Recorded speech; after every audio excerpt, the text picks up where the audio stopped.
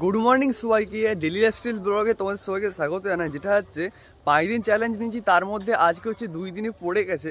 তো এখন চলে আসছে আমাদের এই সুন্দর ভিউয়ের মধ্যে, যেটা হচ্ছে কফির জমি আজকে বাগিয়ে পরিষ্কার করে আজকে আবার নতুন করে কফি লাগানো হবে। এই হচ্ছে ব্যাপার। তো ডিটেলে তোমাদেরকে দেখাবো সব কিছু কী করছি আজকে, দেখতে পাবো তোমরা।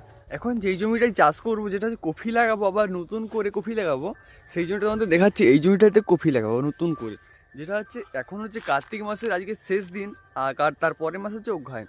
মানে কফিটা বেরাবে হচ্ছে পুরো সরস্বতী পুজোর সময় করে বেরাবে। এই হচ্ছে ব্যাপার। এই পুরো 2টা মাস মানে 3টা মাস মোটামুটি লাগবে। এই হচ্ছে ব্যাপার, দেখতে পাচ্ছ না এখানে। কিন্তু এই জমিটা তখন পরিষ্কার করে লাগাতে হবে আমাদেরকে। আরও লাগাবো, সেপাশে জমি রয়েছে সেগুলো সব লাগাবো আর কি। এখন পরিষ্কার করে একটু চাষ দিতে হবে, তারপর কিন্তু লাগানো হবে। এখন যেটা হচ্ছে কালকে যেই ধানগুলো দিয়েছিলাম না, সেই ধানগুলো এখন বাড়িতে নিয়ে এসে ছাদে তুলে দিচ্ছি, দেখতে পাচ্ছেন এখানে।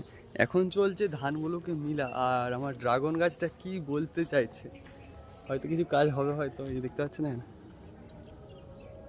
কিন্তু কিছু গ্রোথ করছে, মানে কাঁটাগুলো লম্বা হয়ে যাচ্ছে ডগটা কেটে দেওয়ার পরে এখানে।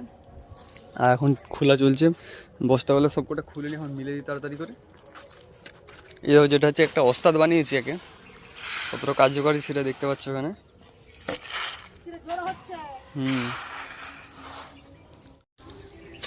কতটা সুবিধা দেখো গাইস, যেটা হচ্ছে এতে করে টানলেই কিন্তু একদম কাজ কমপ্লিট।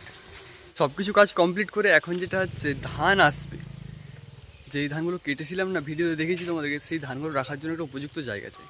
সেই কারণে এখন আমাদের তালামও করতে হবে, সেই কারণে জায়গা পরিষ্কার করতে হবে, অনেক কিছু কাজ রয়েছে। জানি না ব্লগের মধ্যে তোমাদেরকে আমি কী দেখাবো, কিন্তু এইসব দেখাতে হচ্ছে। কারণটা হচ্ছে ডেলি লাইফস্টাইল ব্লগ, এটাই মানে জীবনের মধ্যে সারাদিন কী করছি সেটাই তোমাদেরকে দেখাতে হবে।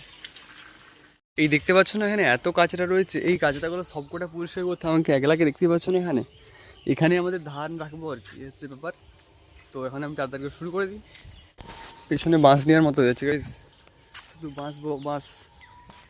এখন ওই জায়গাটাতে ঠিক ফেলে দেবো, যে বাস হচ্ছে কাজ আমার।